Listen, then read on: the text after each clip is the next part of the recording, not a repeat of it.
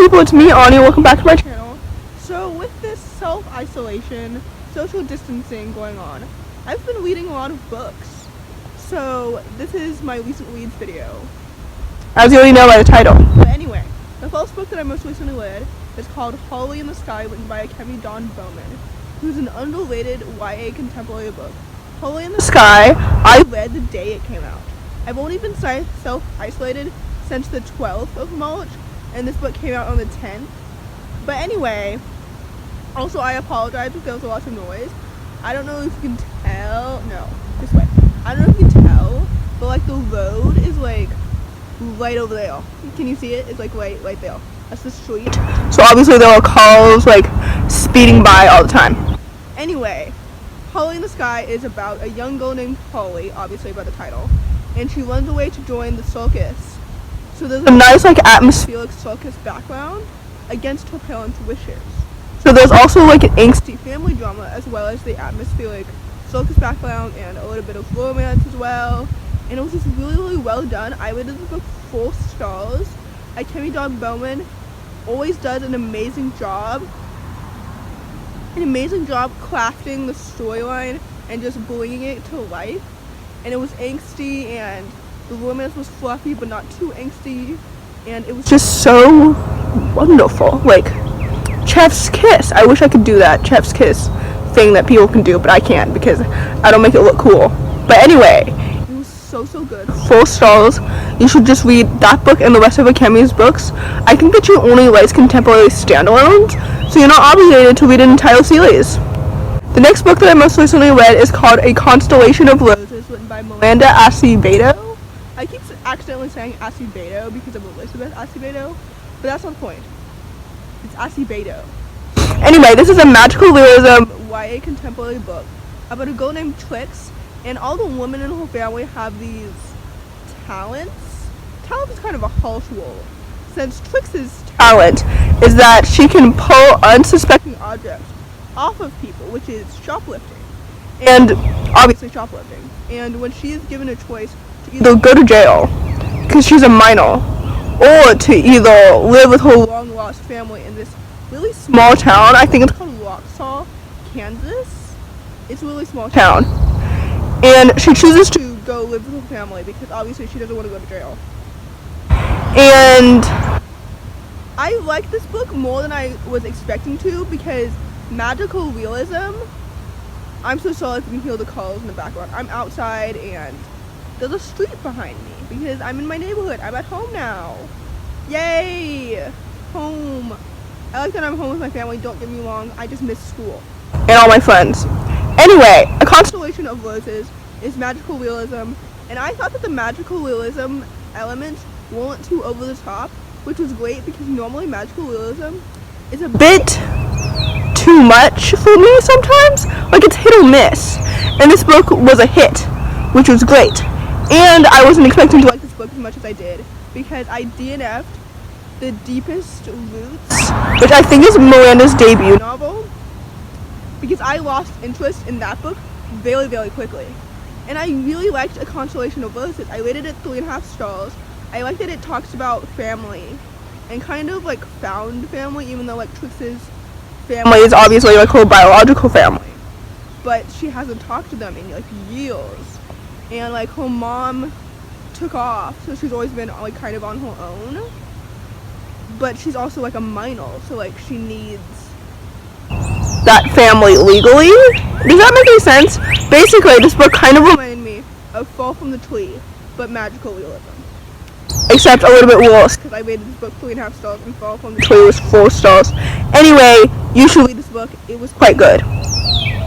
The next book that I read is called We Used to Be Friends, written by Amy Spalding. Spalding? I don't know how to say it. Anyway, this is a YA contemporary book about 2 best friends, Kate and James. They're both girls, and they used to be friends. And it's set in dual timelines, but also dual perspectives, which I found to be mad confusing, because I would always be like, wait, did this already happen? Has it happened already? Where am I?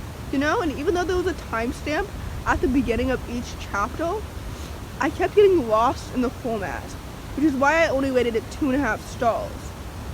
And I was really hoping that, like, by the middle of the book at least, I would be more clear about, like, where I was in the timeline, but I just wasn't, which was kind of annoying because, like, I would always have to, like, take myself out of the story and remind myself, like, where I was, whose perspective I was in, what had happened already in the chapter that I was in, and what hadn't happened, and, like, what was going to happen, you know? So I just found that to be really confusing.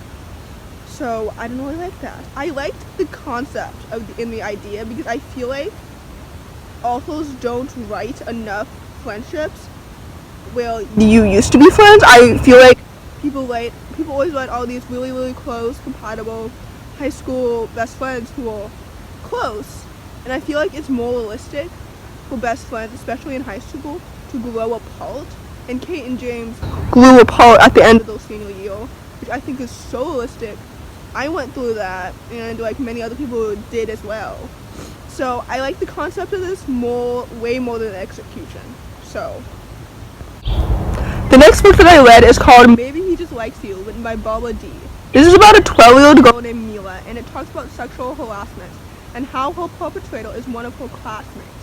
I think that this is a really important story about sexual harassment because A, for me, it helped label it for me, and B, like, I found this to be, I don't know, more realistic, really, and it talks about why it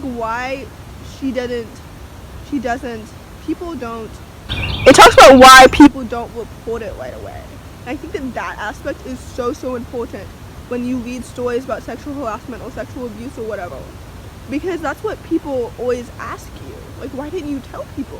Why didn't you tell people right away when it was happening? Like, why have you let it happen and continue to happen, you know? And I feel like the story is so important, and it is juvenile contemporary.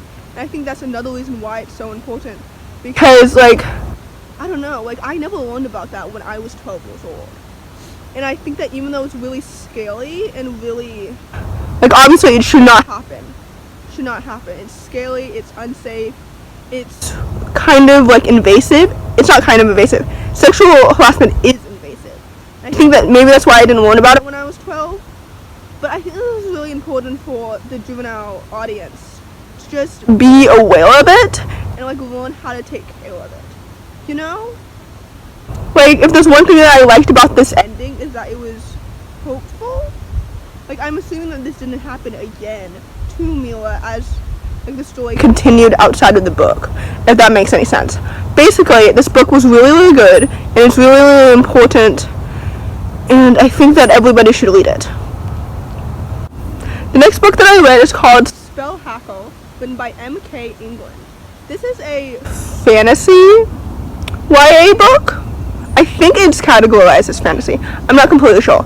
Anyway, I really like that. It's about a heist. It's a fantasy heist YA book, and I really like the action-packed plot and the world building. However, I didn't really like that it was singular perspective, first person, because I did not care about Diz as a character. Diz is the protagonist, and I just didn't care about her. And I was way more interested in her friends. So I would have preferred this book if it was multiple perspectives, third person. Because when I was initially reading it, I thought that it was going to be like Into the Crooked Place or The Gilded Wolves or something like that. But it wasn't. It fell short. And maybe I should just stop reading heist books, because this book, I was hoping that it would remind me of The Gilded Wolves and Into the Crooked Place. But it really reminded me more of Fire and Heist, which is not a compliment. So, Spellhacker fell short. It was 3 out of 5 stars. I'm so glad it's a standalone, because I'm not going to continue the series. I'm not going to read The Disasters. I DNF'd that book anyway, so I'm not going to try it again. So anyway, would not recommend. I did end up rating it 3 stars, just because I did enjoy the world building and action-packed plot. So M.K. England is good at that. I just wish that she was better at other things, such as character development, developing romantic relationships, all that jazz. That I feel like I prefer that stuff over the plot. But if you enjoy, like, a plot-driven heist fantasy YA book, then you would enjoy this. It's just not my cup of tea. The next book that I read is Cloak of Night, written by Evelyn Skye. If that cover looks very familiar, it's because Cloak of Night is the sequel to Circle of Shadows, which was my biggest disappointment of 2019. I expected so much more from Evelyn Skye because I love, and I still love, the Crown's Game duology. It's so good.